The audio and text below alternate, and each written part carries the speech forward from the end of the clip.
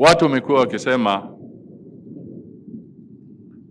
President Ruto, very unfortunate headlines in my view, that Kenya is a dictatorial, Kenya is what? Wametembea. Wamejaribu kuenda kuleta ile mchezo wanaleta hapa katika mainchi jirani. What has happened? What has happened? Tukiambia watu that Kenya is so democratic, they don't believe it. Watu wanatoka katika taifa zingine wanakuja kufanya maandamano hapa. Haya, wamejaribu. Hawakutoka kwa airport. Wameambiwa rudi kwenu. Kama mnachezea kwenu, mwende mcheze kwenu. Hapa hatutaki. This is the reality. Na hii ndio nimekuwa nikiambia vijana wetu. Wakati mnaenda nje, the moment unaingia kwa ndege na hizo miguu ziinuke, sheria ambayo itakuwa ni sheria ya ile nchi ambayo unaenda kushuka. Sheria ya Kenya haitafanya kazi kule. Ni sheria ya kule umeenda. Kwa hivyo kama wewe ni mkorofi hapa na ufikiri utaenda kufanya hivyo huko, my friend, haitawezekana. Our laws, the democratic space that Kenyans enjoy, now you should start seeing what we tell you. Don't take what you have for granted. You have a very free society. You have a very open society. Mtu anasimama hapa anatusi Mudavadi anaenda tu. Mtu anasimama hapa anatusi Ruto anaenda tu. Mtu anasimama hapa anatusi Savula anaenda tu. Jaribu kwingine kufanya hivyo. Kenya is one of the leading nations, not just in Africa, but globally, in the cooperative movement. We are one of the top countries when it comes to promotion of cooperative economy. It is real. It is not a lie. And that is why he saw it fit to identify a young man, 37 years old, to become the chancellor because we are looking at the future, not history, the future. For the young people of this country, there are usually accusations that we don't recognize young people, hatujui young people, hatuwatambui.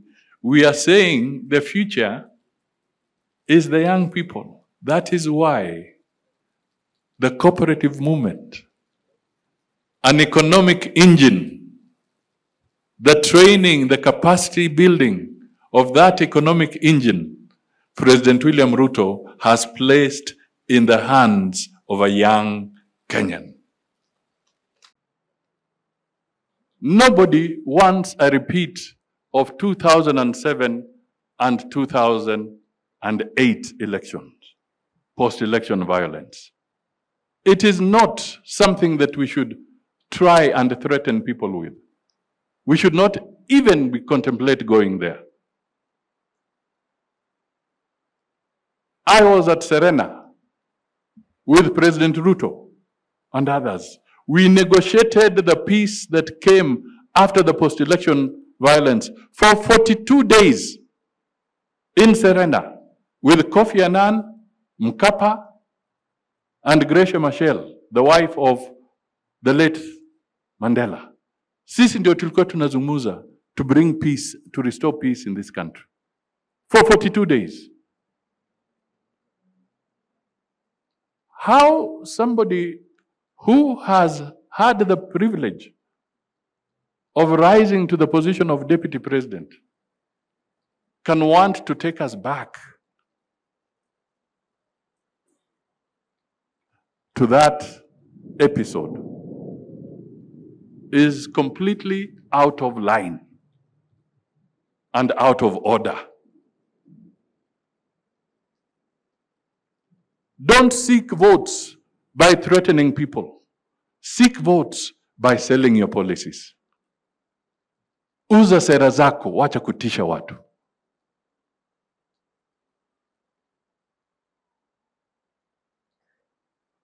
Ukabila hautatupeleka pahali popote katika taifa letu. Sisi wote tukae kama Wakenya, tufanye kazi pamoja. Na mimi nimezungumza haya kwa sababu mimi si mtu wa uongo, mimi si mtu wa sarakasi. Tunaweza chagua viongozi wa sarakasi. The next step is that IEBC must be constituted. IEBC, the formalities have been processed. Wamesukuma, watu walifanya interview, ikawa in public, ikawa hadharani. Some of you watched on TV. You watched the people being interviewed. You yourselves as Kenyans, you know out of those interviews who performed well and who did not perform well. There was a panel that went through the process. A decision has been made. The names are now before Parliament. Parliament has even issued a notice when they are receiving the names that if you have any material information that would make it impossible for any of these candidates whose names are here, please bring that evidence.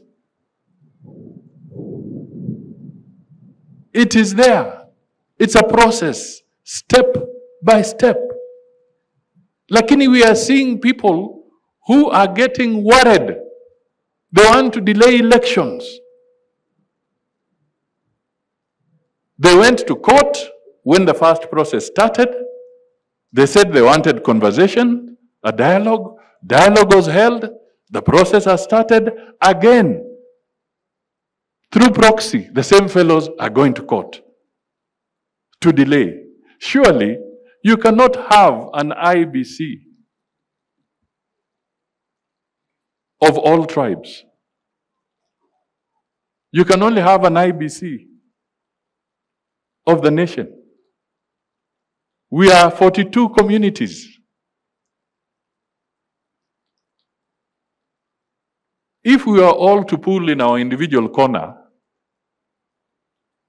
the Constitution does not allow for 42 or 43 commissioners. It has a limited number. So it is obvious you will never have every community in the same IEBC all at the same time. It will be against the law. So we want to tell the people that wacha kuogopa election by delaying IEBC. There are constituencies in this country that have been sitting without an MP for several months. That is disservice to those people because there is no IEBC. We cannot continue delaying the process of the IEBC because we are denying a lot of Kenyans their constitutional right to have representation. Tuache huu mchezo. IEBC undwe, IEBC ifanye kazi yake, Malava wapate by-election, wawe na MP wao, wale MCAs ambao hawako, wapatikane katika taifa letu, senators wapatikane, tumalize hii maneno, we move forward. I want to request you, I know we are still mourning. The election is not yet announced. Nauza Nyamuteve Vande Wakabaras. very politely, with a lot of respect, please give that forthcoming by-election serious thought. Give it serious thought. President Ruto has shown every spirit, every direction. He worked with Malulu. He's working with you. He wants to continue working with you. Show him and show everybody that this is a serious partnership.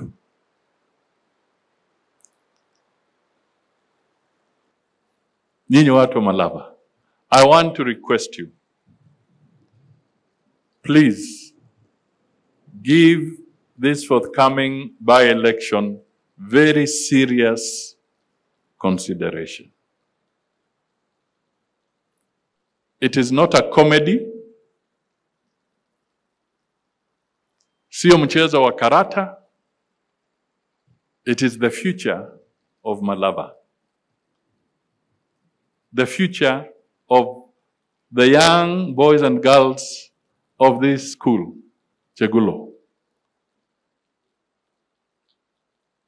A good leader in Malava is good for Western Kenya. Good for Malava, good for Western Kenya, and ultimately good for Kenya.